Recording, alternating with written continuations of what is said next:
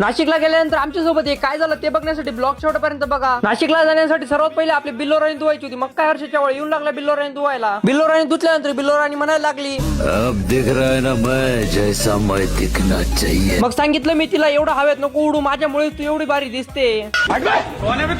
बाबा टिल्लू. बिल्लोराणी तर धुतली गेली. मग काय बॉटल आणि हॉल तिकीट घेऊन निघालो सिटीच्या पेपरला जाण्यासाठी.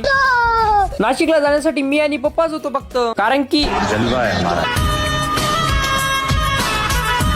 तर जयशंकर मित्रांनो फाट्यावर जाऊन आपल्या बिल्लोराणीला हवा भरून घेतली. माझ्या मित्राचा कलर आहे सावळा. आम्ही पोहोचून गेलो ऑन द स्पॉट देवळा. देवळ्यामधून निघून आम्ही डायरेक्ट बावरवाडीच्या घाटात लागून गेलो. बावरवाडीच्या घाटाचा रस्ता तर आता एकदम क्वालिटी होऊन गेला आहे. बसून पिपळगावचा टोल नाका तर येऊन लागला. कॉलेजकडे जाण्यासाठी मॅप लावून घेतलं होतं, कारण की पहिल्यांदाच आपण त्या कॉलेजवर जातो म्हणून. फायनली आपण कॉलेज जवळ पोहोचून गेलो. त्यानंतर हॉल तिकीटला मस्तपैकी माझा फोटो चिपकून घेतला, कारण की माझाच फोटो लागेल तिथे, तुमचा तर काही लागणार नाही.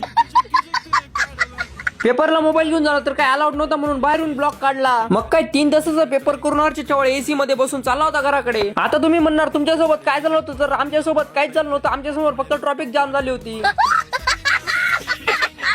नाशिकहून घरी येण्याच्या टायमाला आम्हाला हे स्ट्रक्चर दिसलं नाही. काय ते कमेंट मध्ये, आणि हे काय आहे ते कमेंट मध्ये नक्की सांगा. आणि असे नवीन ब्लॉग बघून असण्यासाठी हर्षद चव्हाण याला फॉलो, लाईक, शेअर नक्की करा. धन्यवाद.